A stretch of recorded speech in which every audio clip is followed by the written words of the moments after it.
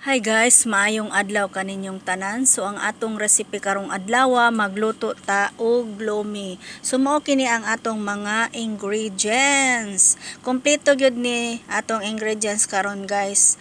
Og naatay mga mais, garlic, onion, carrots, itlog, breast chicken, shrimps, naatay green bell pepper og mixed vegetable. Frozen mixed vegetable. So ato na diay gigisa ang onion o garlic. So ato na siyang gisahon hangtod nga mag-brown siya. So lami gyud kaayo nga mag-brown kay para simhutan gyud nimo ang baho sa onion o sa garlic. So ato nang gibutang ang chicken breast. So brown naman atong chicken breast, ato nang gibutang ang shrimps. So ipaghalo nato siya. Pagkahuman atong gibutang ang chicken broth cubes ug ang shrimps broth cubes, ug butangan pod nato siya og asin ug black pepper. So ato na kanang gihalo-halo siya guys aron ma-mix ang atong mga ingredients din ha, aron lami na siya.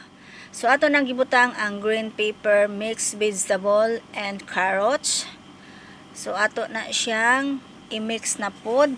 Unya gitabunan na nato, gipabukal karon naluto naman jud ang mga gulay, gibutangan na nato ang mais. So kanang mais di ay guys, sweet corn na siya guys nga frozen. So i-mix na nato siya. Lami gyud kaayo ni siya guys. So paborito kaayo ni nako sa una guys kadtong nagtrabaho pa ko sa Davao guys. Bahala og wala koy lain nga pagkaon, basta moadto kog restaurant nga lomi ra gyud akong kaunon kay ganahan kaayo ko og lomi. So gibutangan na diay nato na siya og init tubig karon nagbukal na atong ilunod ang pancit. Pancit. So kani nga pancit guys is Japanese noodles. So mao ni siya ang Japanese noodles kay nakita na ko gahapon sa grocery guys nga naay Japanese noodles. So gibutangan na diay nato siya og repolyo ato nang gimix. So lami gyud kaayo siya. So ato nang gibutang ang cornstarch kay aron malapot-lapot siya.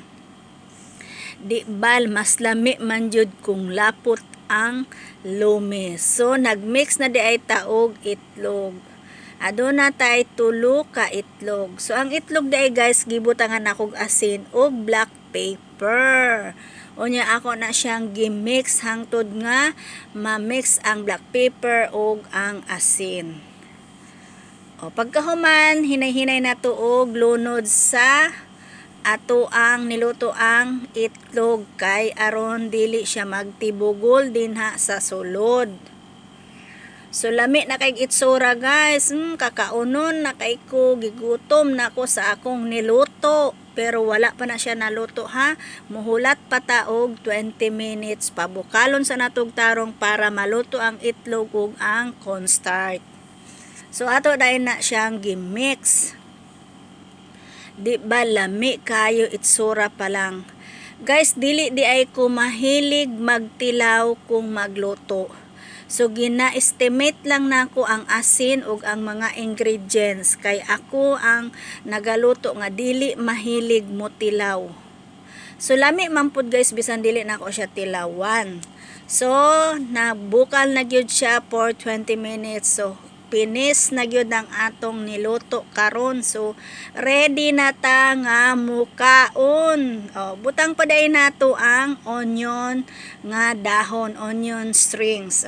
Sibuyas dahon sa Bisaya ug atong i-mix na siya guys kay aron maluto na pod siya. Lami na gyud kaayo akong niluto. So ganahan kaayo ko magluto guys, bisan unsa na lang akong mahuna-hunaan nga lutoon kay mas gusto gyud nako magluto. Kaso lang wala man tay kwarta pampalit sa mga ingredients. Pero guys, kay free man mi diri sa among amo, libre gyud kung unsa amo ang kuhaon. So daghang salamat sa inyong paglantaw sa akong video. Bye-bye.